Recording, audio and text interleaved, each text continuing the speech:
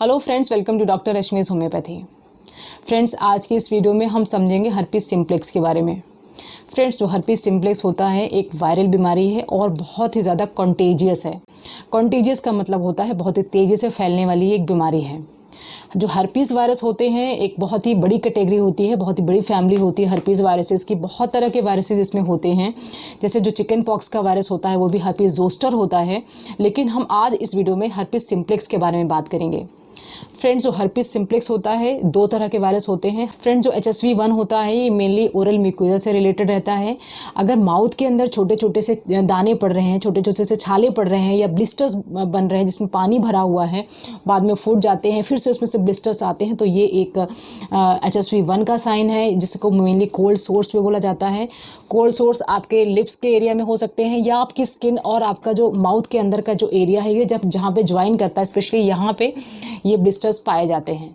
जो SSV2 होता है ये ओरल प्रॉब्लम्स भी क्रिएट कर सकता है, लेकिन मेनली ये प्रॉब्लम्स क्रिएट करता है आपके जेनिटल हर्पीस।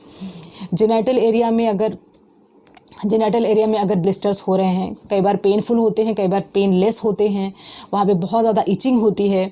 इचिंग करने के बाद जो ब्लिस्टर्स होते हैं वो कई बार फूट जाते हैं, वहाँ पे लिक्विड डिस्चार्ज हो सकता है, कई बार बहुत ज़्यादा पेनफुल होते हैं और ये जो लिक्विड होता है इसमें से स्मेल भी आ सकती है। तो जितने भी प्रॉब्लम्स आपके जेनिटल एरिया से रिलेटेड हैं वो सारे HSV2 वाले होते हैं, और जितने भी प्रॉब्लम्स आपकी HSV ओरल म्यूकोजा से रिलेटेड हैं वो HSV1 होते हैं।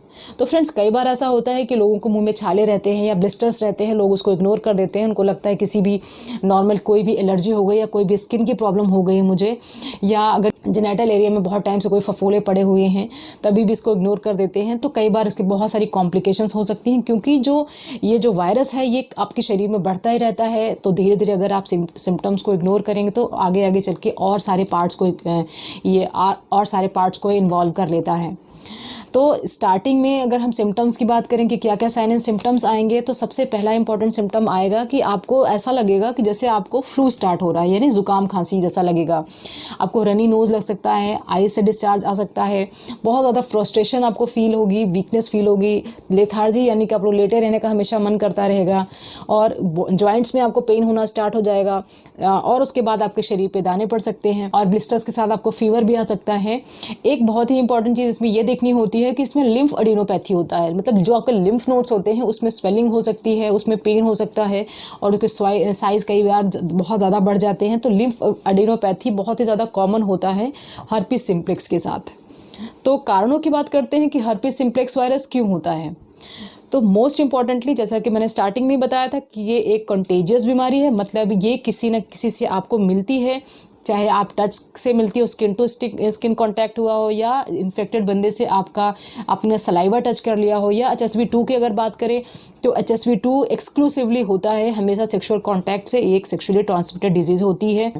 तो अगर आपको सेक्सुअल कांटेक्ट के बाद अराउंड 20 से 21 दिन के बाद कुछ साइन एंड सिम्टम्स लगते हैं, आपके एरियाज़ में, आपके प्राइवेट एरियाज़ में फफोले से लगते हैं, एनल एरिया में इचिंग होती है, वहाँ पे दाने से पड़ते हैं और दानों में पानी भर जाता है, एक्सक्लूसिवली अनप्रोटेक्टेड कॉन्टैक्ट के बाद अगर आपको ये प्रॉब्लम होती है विदिन 20 डेज़, तब आप ये सोच सकते हैं कि हर्पीस हो सकता है।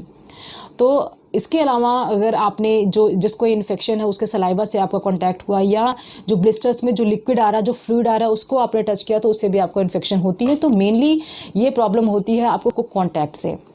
तो फ्रेंड्स, एक बार आपके शरीर में ये वायरस आ जाता है तो ये वायरस वापस नहीं जाता है। ये वायरस आपके नसों में डॉर्मेंट फॉर्म में पड़ा रहता है। जब इसको फेवरेबल एटमॉस्फेयर मिलता है तब ये वापस रीएक्टिवेट हो जाता है और फिर से साइन एंड सिम्टम्स आपको क्रिएट करता है। तो इसका मतलब ये है कि ये वायरस जो है, जब आपके शरीर की इम्यूनिटी कम होती है, चाहे वो कोई डायबिटिक पेशेंट होता है, चाहे वो एड्स का पेशेंट होता है, या इम्यूनिटी उसकी वैसे ही लो हो रही है, उसकी कैंसर की कोई थेरेपी चल रही है, चाहे कीमोथेरेपी चल रही हो, रेडियोथेरेपी चल रही हो, तो जैसे ही उसको माहौल मिलता है अपने आप को ग्रो करने का, वो वायरस वापस रीएक्टिवेट हो जाता है, फिर से वही ब्लिस्टर्स, वही पेन, वही सारे साइन्स एंड सिम्टम्स क्रिएट करता है। तो फ्रेंड, जो हर्पीस सिम्प्लेक्स है इसका कंजर्वेटिव सिस्टम ऑफ मेडिसिन में कोई ट्रीटमेंट नहीं है, लेकिन कुछ इंपॉर्टेंट मेडिसिन दी जा सकती हैं आपको कि आपका पेन रिलीव हो जाए, आपके ब्लिस्टर्स में आराम मिल जाए, इचिंग में आराम मिल जाए, बट इसका क्योर पॉसिबल नहीं है। लेकिन होम्योपैथिक सिस्टम ऑफ मेडिसिन में बहुत अच्छी मेडिसिन हैं जो कि थॉरली आपके केस टेकिंग के अकॉर्डिंग डिपेंड करती है कि आप क्या क्या मेडिसिन ले सकते हैं। तो सबसे पहले हम बात कर लेते हैं इसके मैनेजमेंट की। तो जितने भी ब्लिस्टर्स आपको हो रहे हैं, जेनिटल एरिया में ब्लिस्टर्स हो रहे हैं, उनको आपको टच नहीं करना है। उनको टच करने से 2 तरह की प्रॉब्लम्स हो सकती हैं। पहली तो ये कि वो इन्फेक्शन जो ब्लिस्टर्स है उसमें इटसेल्फ इन्फेक्शन हो सकता है, आपके फिंगर्स के थ्रू उसमें जर्म्स जा सकते हैं। दूसरी चीज़ है कि जितनी भी ब्लिस्टर्स हैं उसमें जो लिक्विड है that is full of viruses, बहुत ज़्यादा इन्फेक्शियस वो लिक्विड होता है, बहुत इन्फेक्शियस वो फ्लूइड होता है। तो आपकी बॉडी में कहीं पे टच करता है तो वहाँ पे भी ब्लिस्टर्स क्रिएट कर सकता है, फैला सकता है। तो आपको टच नहीं करना है, थोड़े से गुनगुने पानी से उसको वॉश करना है और उसके बाद उसको ड्राई रखना है। और पेट्रोलियम जेली में फाइटोलेका मदर टिंचर बहुत ही इंपॉर्टेंट एक मेडिसिन है। फाइटोलेका की मदर टिंचर को थोड़ी सी पेट्रोलियम जेली में ऐड करके आप उन ब्लिस्टर्स पे लगा सकते हैं। इससे जो इचीनेस है, बहुत ज़्यादा आपको खारिश हो रही है, टच करने का आपको मन हो रहा है, उससे आपको रिलीफ मिलेगा। पेन में भी काफ़ी हद तक आपको रिलीफ मिलेगा। इसके अलावा प्रिवेंशन की बात करते हैं तो इसका प्रिवेंशन बहुत ज़्यादा ज़रूरी है, क्योंकि अगर आपको ये बार कांटेक्ट में आता है तो बहुत ही मुश्किल से ये वायरस आपकी बॉडी को लीव करता है।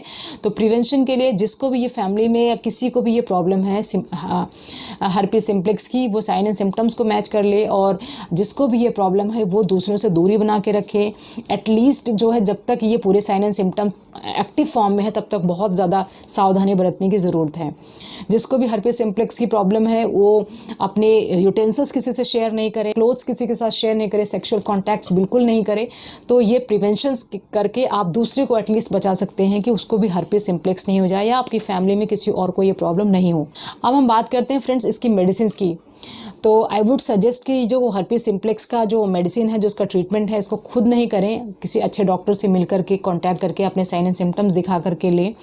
लेकिन कुछ इंपॉर्टेंट होम्योपैथिक मेडिसिन हैं जो आप टेम्प्रेरी ले सकते हैं कि आपकी जो सिम्टम्स है उसमें रिलीफ मिल जाएगा। सबसे पहली मेडिसिन जो दी जाती है ज़्यादातर हर्पीस सिम्प्लेक्स के केसेस में वो है रेस्टॉक्स। तो फ्रेंड्स जो रेस्टॉक्स है ये बहुत ही इफेक्टिव मेडिसिन है, चाहे वो हर्पीस जोस्टर के केसेस में चाहे वो हर्पीस सिम्प्लेक्स, दोनों के केसेस में बहुत इफेक्टिव है।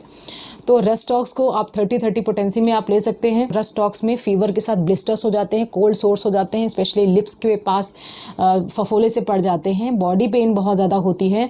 तो अगर ऐसे सिम्टम्स आपको मिल रहे हैं तो आप रेस्टॉक्स लेना शुरू कर दें। रेस्टॉक्स की 30 पोटेंसी 4-4 बूंदें दिन में 3 बार आप ले लें।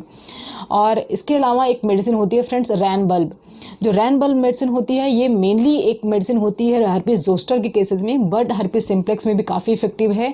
अगर बहुत ज़्यादा पेनफुल ब्लिस्टर्स हैं, ब्लिस्टर्स में पेन ज़्यादा है, तब आपको ये मेडिसिन लेनी है। रैनबल्ब को आपको 30 पोटेंसी में ही लेना है। आप इसको 4-4 बूंदें दिन में 3 बार ले लें। फ्रेंड्स इसके अलावा मेडिसिन है कैंथेरिस। तो कैंथेरिस को आपको लेना है अगर बहुत ज़्यादा जलन हो रही है, जो ब्लिस्टर्स हैं उसमें बहुत ज़्यादा जलन हो रही है, और इसके साथ साथ में अगर जो ब्लिस्टर्स है उसमें पस जैसा पड़ रहा है, तब उन केसेस में आपको लेनी है मिजीरियम। तो जितनी भी मैंने मेडिसिन बताई हैं सबको आपको 30 पोटेंसी में 4 ड्रॉप्स दिन में 3 बार ही लेनी है। फ्रेंड्स इसके अलावा एक कॉम्बिनेशन जो बहुत ही ज़्यादा इफेक्टिव है जेनिटल हर्पीस के केसेस में, वो है आपका मर्कसोल, नाइट्रिक एसिड और नेट्रिमोर।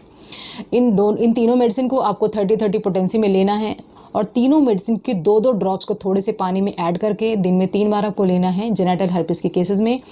इसके साथ में जेनिटल हर्पीस में जो ब्लिस्टर्स पड़े हुए हैं वहाँ पे आप कैलेंडुला पाउडर यूज़ कर सकते हैं या कैलेंडुला की क्रीम भी यूज़ कर सकते हैं। ओरल ब्लिस्टर्स के लिए या ओरल के अंदर जो भी आपके फफोले पड़ रहे हैं वहाँ पर आप फाइटोलेका का मदर टिंचर यूज़ कर सकते हैं। कॉटन में डाल के फाइटोलेका के मदर टिंचर को 2-3 ड्रॉप्स आप उनमें लगाएंगे, दो बार लगाएंगे तभी भी आपको काफ़ी रिलीफ मिल जाएगा। और फ्रेंड जैसा कि मैंने स्टार्टिंग में बताया, क्योंकि ये जो हर्पीस सिम्प्लेक्स होता है ये बार बार आपकी लाइफ में आता ही रहता है, थोड़े थोड़े टाइम के बाद आता ही रहता है। तो इसकी रीएक्टिविटी को ख़त्म करने के लिए, रीएक्टिवेशन को ख़त्म करने के लिए हम लास्ट में एक मेडिसिन देते हैं बेसिलिनम। बेसिलिनम जो मेडिसिन है इसको 1 mg पोटेंसी में, मतलब हाई पोटेंसी में लेना है और इसके 1 डोज ही इनफ है। तो अगर आप इस मेडिसिन को लेते हैं तो जो बार बार रीएक्टिवेशन हो रही है वो खत्म हो जाती है। तो फ्रेंड्स जो हर्पीस सिम्प्लेक्स है, हर्पीस जोस्टर है, इसका ट्रीटमेंट ऑलमोस्ट सेम चलता है, लेकिन हर्पीस जोस्टर में पेन बहुत ज़्यादा होता है, इसमें पेन का मैनेजमेंट करना बहुत इंपॉर्टेंट होता है। तो फ्रेंड्स ये सारी इन्फॉर्मेशन थी हर्पीस सिम्प्लेक्स वायरस के बारे में, इसके साइन एंड सिम्टम्स के बारे में और इसके ट्रीटमेंट के बारे में। आई होप कि ये इन्फॉर्मेशन आपको पसंद आई होगी। तो अगर आपको वीडियो पसंद आए तो वीडियो को लाइक ज़रूर करें, फ्रेंड्स एंड फैमिली के साथ शेयर करें, मेरे चैनल को सब्सक्राइब करके बेल आइकन को प्रेस कर दें, जैसे कि अपकमिंग वीडियोज़ की नोटिफिकेशन मिलती रहे। जल्दी मिलती हूँ एक नए वीडियो के साथ, तब तक के लिए थैंक्स फॉर वॉचिंग।